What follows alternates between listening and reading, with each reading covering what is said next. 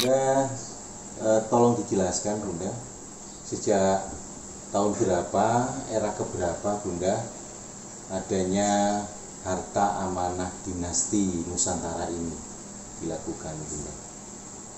Monggo Bunda. Jadi harta amanah dari dinasti ini itu dikumpulkan oleh leluhur kita ya waktu zaman dinasti dulu, dari Majapahit, Mataram, Pajajaran, semua ada semua.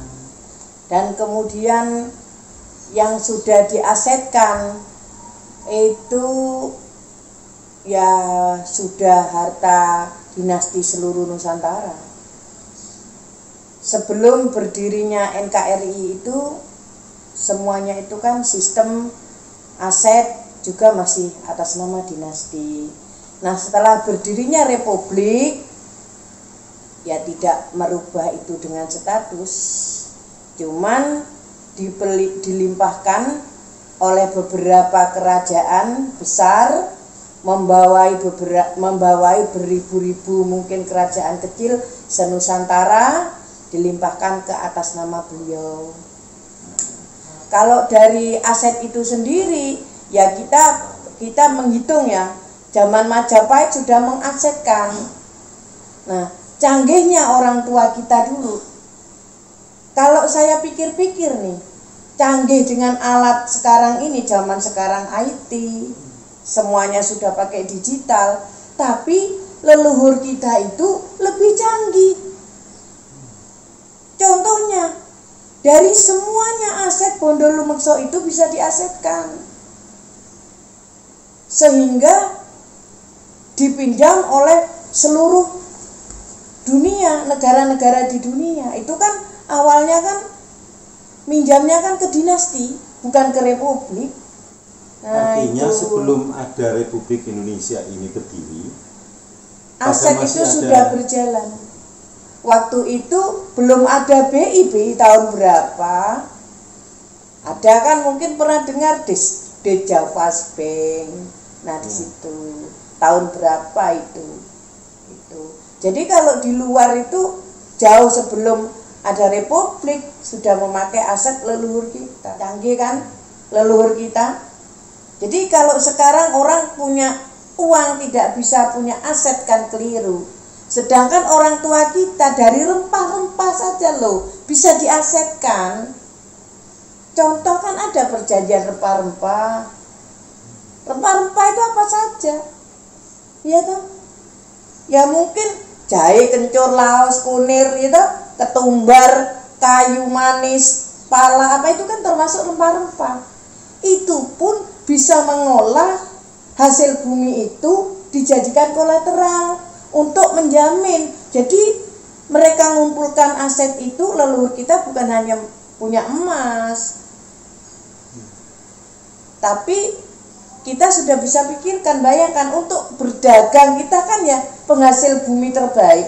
Semua bangsa luar datang ke sini, tujuannya kan itu berdagang. Ya toh? Nah, itu orang tua kita sudah bisa membuat sistem dari hasil bumi itu loh. Kenapa sekarang tidak? Ada tambang tuh sekarang, dari mulai emas, batu bara, semuanya logam ada tambangnya. Tapi mungkin atau belum ada yang mau atau tidak ada yang berkeinginan. Yang jelas orang tua kita, leluhur kita punya aset yang banyak ini bukan hanya dari emas saja,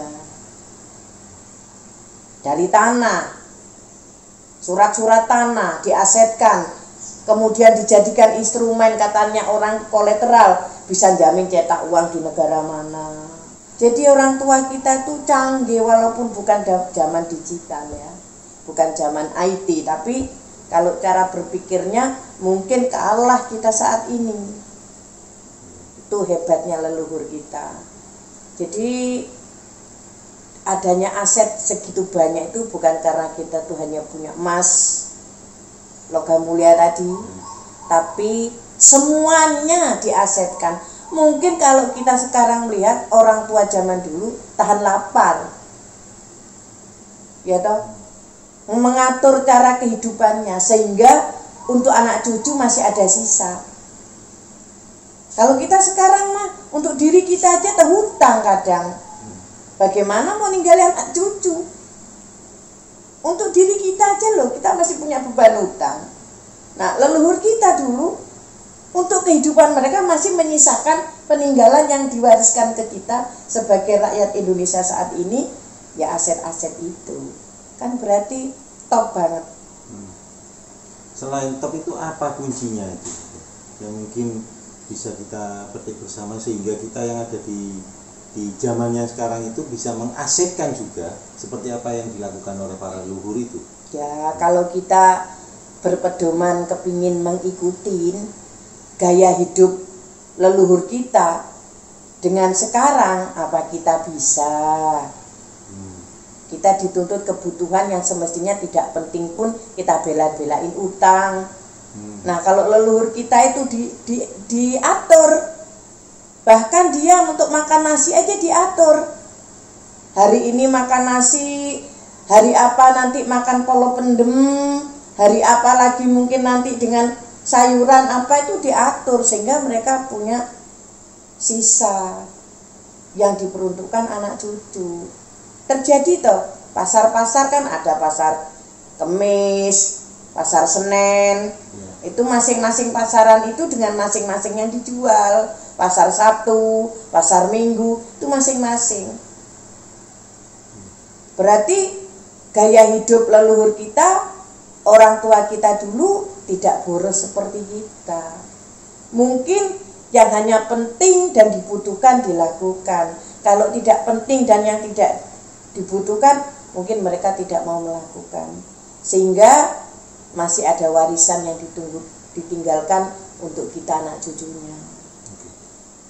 Dari kesepakatan tadi, itu ada berapa kesultanan atau kerajaan, Bunda, yang melakukan itu?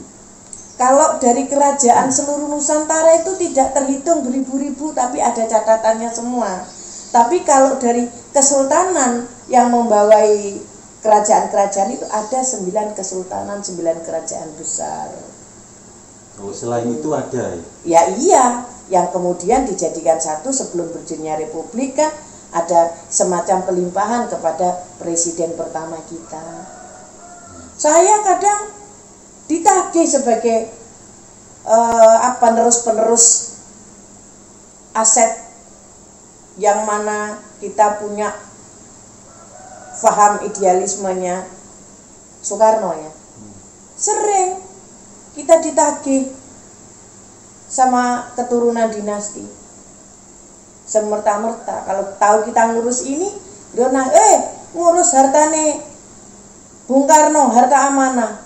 Piye kuwi? Biyen nyilek nang mbahku.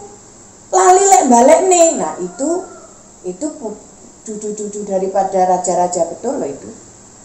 Yang nagih begitulah, kita tahu apa?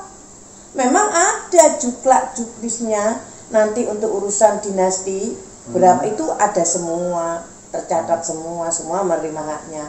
Tapi lek urusan dulu katanya yang menitipkan ke kita itu minjam, kemudian tidak dikembalikan sampai saat ini, kemudian mereka nanya, ya tidak salah tentunya.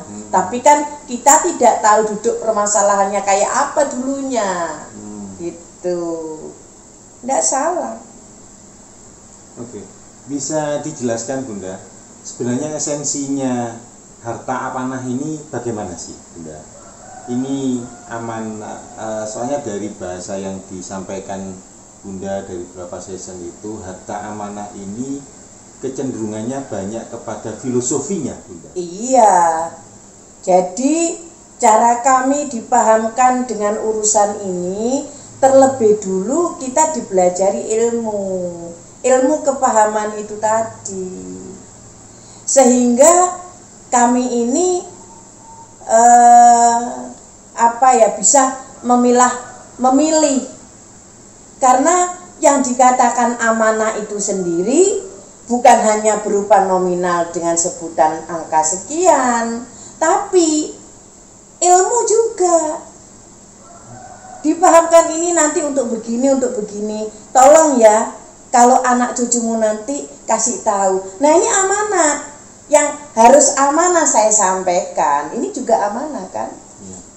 Kemudian berpesan, Nduk, iki besok kue kudu ngene. Iki ada tradisi diuri-uri, ojo sampai putus. Budaya iki ojo diselesekno karena kita ini orang Jawa, orang Timur, orang Indonesia, dan banyak hal lagi. Nah, ketika itu disampaikan kepada kita, itu kan amanat. Nah, karena amanat kita lakukan. Nah, ini amanah sudah buat kita. Amanahnya sudah saya laksanakan dengan menjalankan pesan-pesan dari beliau tadi. Nah, kemudian ini tradisi keluarga setiap hari ini, setiap ada waktu ini melaksanakan ini. Nanti anak cucuku jangan sampai lupa. Nah, ini kan amanat. Suatu misal melaksanakan kesenian apa ini itu kan amanat. Nah, amanat ini supaya benar kan harus amanah. Jangan sampai salah, jangan sampai berbelok daripada amanat tadi. Nah, ini diamanahkan. Kemudian ini yang sifatnya kefahaman dengan keilmuan. Nah, diberikan ilmu yang sumbernya itu tidak boleh melenceng daripada pedoman. Pedoman itu kitab. Baik itu dari kitab yang pertama-tama seperti contoh, kita sebelum dipahamkan dengan kitab suci Al-Quran untuk mengupas ini yang 6666 tadi, kita juga dipahamkan tentang Injil. Dari perjanjian lama ke perjanjian baru, urusan trinitas dan segala macam, karena disitulah.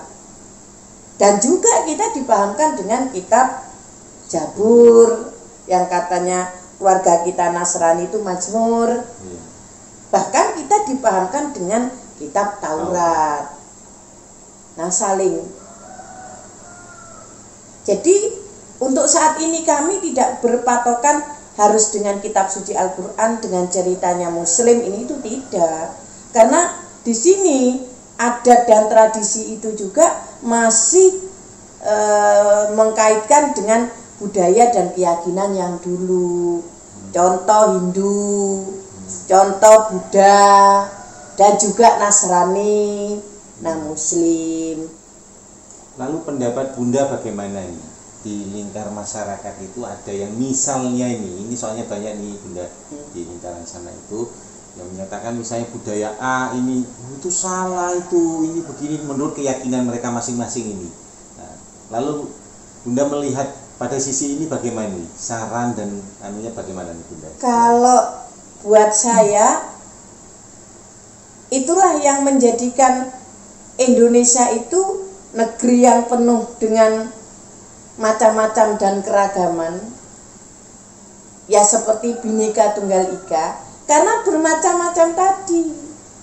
Nah, karena di sini ini kan adat budaya segala macam sampai kesenian itu kan melakonkan supaya kita hidup saling hormati, kalau punya saling berbagi, saling menghargai satu sama lain, saling menjaga, dan segalanya dengan judulnya kerukunan tadi. Justru kalau tidak ada macam-macam, Indonesia tidak terlalu menarik. Karena bermacam-macam inilah, dengan beragam-ragam inilah jadi menarik. Biar aja mereka yang punya pendapat begini begitu, dengan mengambil analisa sendiri bahwa ini begini, ini begitu, tidak jadi masalah. Tapi kita yang paham harus meluruskan. Artinya yang baik, yang buruk kita gendong. Kalau yang baik kita dukung, yang buruk kan tidak harus dibuang, tapi harus dibimbing. Seperti itu. Jadi jangan ada yang digendong, ada yang dibuang, tidak. Kalau sekiranya ada yang digendong, kalau ada lagi ada yang disikut, ada yang dipikul seperti itu.